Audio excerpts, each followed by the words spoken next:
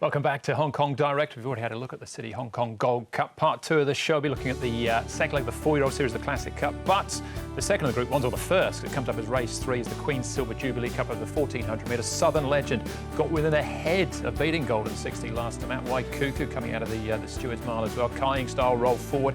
More than this, behind Golden Sixty in all 3 legs of the 4-year-old series last year. Wishful Thinker up to the 1400 metres. Always runs like 1400 would suit, but it hasn't so far. Champion's Way, course and distance specialist. Marty Giant's got speed. Buddies has got speed, and not usual talent from out of the handicap there for Benayong and Tony Pacone. So where to start here, Ed? I suppose Waikuku, the obvious place. I thought it's probably a little bit unlucky last time out, running 4th in the Stewards Mile. He wouldn't have won, but he'd finished a little bit closer.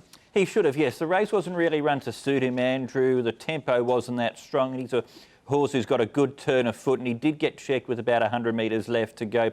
Here it is here. I thought he ran a good race. He's now had 2 runs. He's had a subsequent trial. I think he should go into this race in peak fitness, and there's no Golden 60 for him to worry about. That's also the case, though, for Southern Legend and Kaying Star.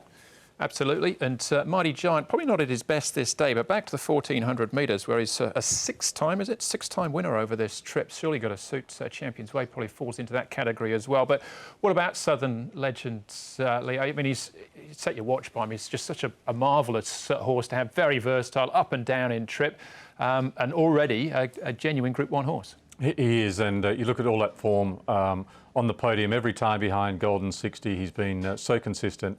He deserves to win a race like this, and he's going to really put himself in contention again because he's just so honest. This is an open-looking race, I think, Ed. Normally the meeting place for the best milers, the best sprinters. We haven't got Beauty Generation. There's no Beat the Clock, no Hot King Prawn, no Golden 60. So who else can potentially get involved in what is probably quite an open race? It is indeed. I think Kaying Star's a legitimate winning hope in the race.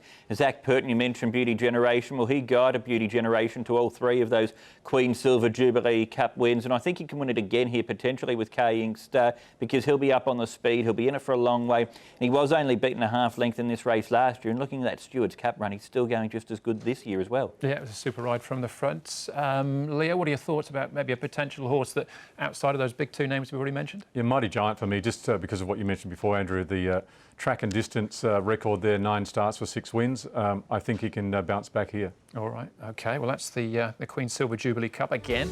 We'll come back for the final selections in a moment. But a big field here for the Hong Kong Classic Cup, second leg of the 4-year-old series. Off-level weights, but you can see the ratings there as well. Sky Darcy, first 7 names here, ran 1st to 7th in order, not in this order, but from the Classic Mile. Excellent Proposal came out on top that day. Lucky Express, Tourbillon Diamond, a little bit unlucky, maybe. Lucky Patch, Healthy, Happy, Covered Ground, Shadow, Hero. Zach Purton for David Hayes. Delightful Lau brings a different form angle to the table, and then down to the Russian Emperor, the Arthur's Kingdom, still lightly raced here in Hong Kong, packing more for Maximus, and Sea of Life gets the wide draw there. I suppose the place to start, Ed, would be with the John Size runners, and that is Excellent Proposal, who won the Classic Mile, and Lucky Express as well. Yes, so they cornered the race, the Classic Mile, the Size duo. Excellent Proposal. He went off at a big price. He was the star 4-year-old really for the first part of the season.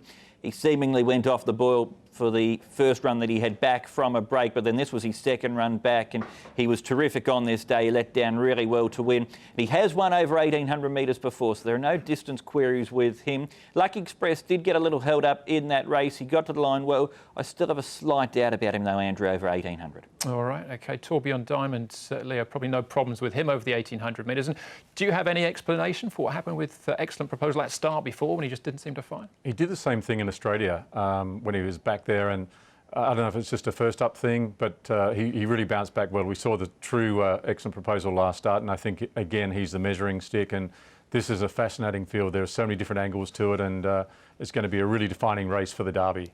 Absolutely it is. Well, before we move on from the John Size pair, let's just get a word from Caris Teeton. He'll be the man on board. Lucky Express. I thought it was a good run. Of course, he got held up. I think that's what helped him, actually, to finish off the race. But I was pretty happy the way he was finishing off, and it's actually a good sign, you know, even stepping a bit further now. I think the way we've been riding him to try finish off the race, I think it will suit him. So earlier on this season, there were doubts as to whether he would stay a mile. He hasn't won over that trip, but he's run well at it. Are you confident about him then stepping up to 1800 metres this time? Yeah, of course it is a question mark, you know. But like I said, if we ride him the same way we've been riding him, switch him off, and because he does have a turn of foot, so if we can just save his energy to just for the last bit, I think he will run well again. Prince of Sussex was his name when he raced in Australia for Matt Laurie. That's Lucky Express. 1800 maybe a bit of a stretch. What about the Tony Cruz duo though? Ed Pecking-Waltham and Delightful Lau. Let's start with him, who's sort of coming in through a Happy Valley route. He is indeed. So he's taken a different path. He obviously hasn't come through the classic mile, but he'll really appreciate the step up to 1800 metres. His last 3 runs have been terrific, winning 2 of those. He was strong to the line last time out. It was a big effort for him 2 starts ago. He's the one that I think could run a bit of a race at some sort of a price here, Andrew.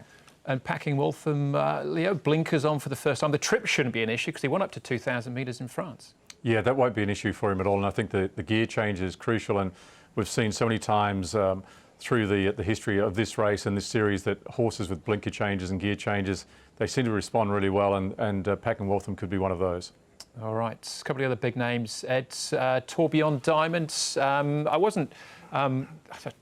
I suppose I've grown to like him, Tourbillon Diamond, with what he's done so far. I thought he was going to be a little bit dour, but he's far from that and what we've seen so far. Yes, I think I initially thought that he would need a really wet track and 2 miles basically when he came over here, but I'm happy to say I was wrong about him. He's taken me by surprise. His 3 runs here have been excellent. He was unlucky in the classic mile last time out. His Australian form suggests that he'll have no problems. In fact, he'll probably appreciate getting up to 1800 metres here and then for the 2000 metres of the Derby.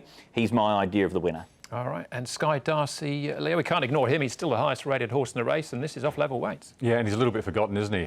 Just a high quality animal, and I think he'll be one of those there contending late as well. And for me, Shadow Hero is a horse who can bounce back 2 off his last start. Ed, is there any other horses we haven't mentioned so far you think deserves a shout out? No, I think there's one that I would mention as well, actually, Andrew. Lucky Patch. I was really impressed by a recent trial of his. I thought he got to line well in that trial. And even the way that he performed last time out in the Hong Kong Classic Mile, he led. They went along at a genuine tempo. He was entitled to fade out of it, but I was quite taken by the way that he stuck on for 4th. He's the type of horse that'll make his own luck in running too. Matthew Purton on board, rampant at Happy Valley on Wednesday night with 3. It was nearly 4. Leo, you just mentioned Shadow Hero's name. Of course, he came with a big reputation, hasn't quite fulfilled that, but do you think he's getting there? He's getting closer now? I think he is, and I think a little bit like David Hayes' stable, a good weekend last week at Sha Tin. I think this horse can turn the corner on Sunday. All right, well, there you go. That leads us nicely into the tips then, Ed. So 1 horse for each race. Surprise me, who wins the Gold Cup? OK, I can't surprise you there. Sorry, Andrew. I've got for Golden 60. I think overall it's going to be a big day for Vincent Ho, but I do think this is one of his toughest tasks so far. Prior to that, Southern Legend, what a magnificent old horse he is. He deserves another Group 1 win to go along with his Champions Mile win last year. It's an open enough Classic Cup, but Tourbillon Diamond's done everything right, was a little unlucky last time out, and he'll benefit from the step up in distance too. All right, and Leo, what have you got for us? Pretty much the same as Ed, apart from Excellent Proposal. I think that seeing is believing. He was fantastic last start. He bounced back. And I think that he can make a big statement regarding the Derby for John Size and Blake Shin. Southern Legend to kick the day, or the main features off with a win. And then Golden 60. This is a big test for him, though, but he's up to it. He is. I think he'll probably win. I do have a sneaky feeling about Time Warp, though, in the Gold Cup, seeing what he can do. Maybe when his 3rd, we'll find out. We'll come back to Time Warp in a minute as we have a look at the diary, what's happening over the next few days. Of course, the weekend, Queen Silver Jubilee Cup, City Hong Kong Cup and the Classic Cup. Wednesday night for the final leg, the DBS Manulife Challenge. Grateful Heart and Scores of Fun. It's between them two. They both run Wednesday night. And then back to Sha Tin again next Sunday. Should be a great weekend, guys. Enjoy it, and thanks as always. Thank you, Andrew. All right, well, there you go. That's the show. Thanks for watching. I'm going to leave you with Time Warp. He's won this twice. We're going back to his first win back in 2018 from the front. He beat Werther on International Day. He rolled the favourite again this day and broke 2 minutes for the first time for the 2,000 metres as well. Enjoy this. We'll see you again on Sunday and bring all the action from Hong Kong direct to you. Time Warp sets the standard.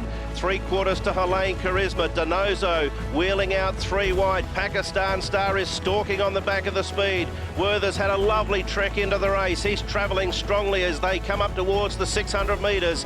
Secret Weapon, then Seasons Bloom, Eagle Way and Gold Mount. Time Warp inside the 500. A half a length now to Donoso. Pakistan Star sweating on the run. Werther's cruising up. Secret Weapon, Seasons Bloom, Eagle Way, Gold Mount. Helene Charisma dropped off. Time Warp starts to click it up. Werther rolls up to join him. There's a half a length between them. Pakistan Star trying to sprint. He can't match them. Seasons Bloom closing off. Time Warp fends off the challenge from Werther, who now levels up. Werther and Time Warp stride for stride. Seasons Bloom, Pakistan Star. Time Warp repels the challenge from Werther, and Time Warp will do it again.